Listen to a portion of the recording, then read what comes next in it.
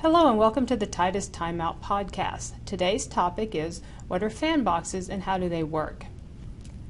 We covered VAV boxes in the last video. Fan boxes are just another type of VAV box which, as the name says, has a fan. They're often referred to as powered induction units or PIUs. There are two types of fan boxes, series and parallel. Both types have the same basic components. Let's start with the series box. The series box consists of a casing. The casing has a supply air inlet, also called the primary air inlet, with a damper in it. There is also a discharge that is ducted to diffusers in the room or occupied space. The supply air inlet is ducted to a supply air handler. There is also an induced air inlet that is open to the ceiling plenum to bring in warm air when heating is needed. This can sometimes be ducted to the return air system and acts as free heating for the first stage of heat. The key difference between a series and parallel fan box is the location of the fan. If the fan is on the discharge, it is a series fan box. It is called a series fan box because the fan is in series with the primary air stream. So whether the air comes in from the supply air inlet or induced air inlet, it all goes through the fan. So let's move this out of the way a little bit. Now, a parallel box has all the same parts, but its fan is located on the induced air inlet, so it is parallel to the primary air inlet. It's usually mounted on a fan deck and has a backdraft damper.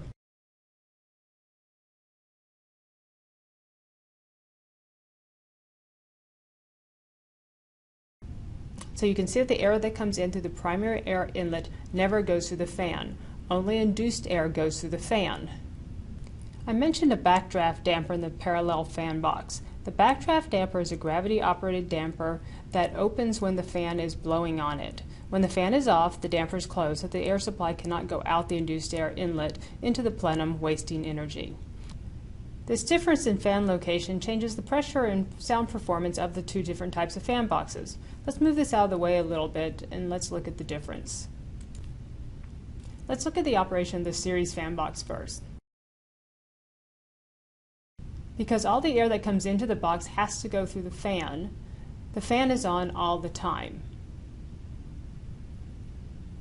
The fan also has to be big enough to handle the maximum airflow that the box will see, typically the cooling airflow. On the positive side, because the fan is at the discharge of the box, it'll boost the air to the diffusers in the space. The supply air handler only has to be large enough to get the air into the box, and the fan box will do the rest of the work. Also, since the fan is on all the time, the airflow and sound level in the space is constant. Series fan boxes are sometimes called constant volume fan boxes for this reason. Now let's look at the parallel fan box operation. The fan is on the induced air inlet, so it only turns on when heat is needed. This means that the fan only needs to be big enough to handle the heating airflow. One disadvantage to having the fan on the induced air inlet is that the fan cannot help boost the air to the diffusers in the space. The supply air handler has to have higher pressure so that it can do that. Also, since the fan turns on and off, the airflow volume and sound in the space will vary, and this can be annoying to some people in some applications. For this reason, the parallel fan box is often called a variable volume or intermittent fan box. So now let's look at the operation of the two types of boxes using some actual airflow numbers. Let me get them drawn again real quick.